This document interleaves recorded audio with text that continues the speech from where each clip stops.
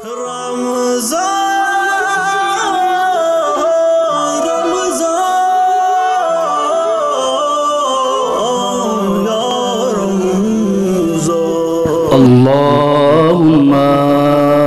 صل على محمد وآل محمد.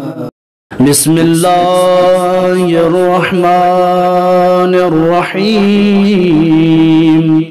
اللهم وفقني فيه لموافقة الأبرار، وجنبني فيه مرافقة الأشرار، وآوني فيه برحمتك إلى دار القرار، بإلهيتك يا إله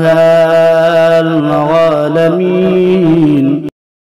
اللهم صل على محمد وآل محمد.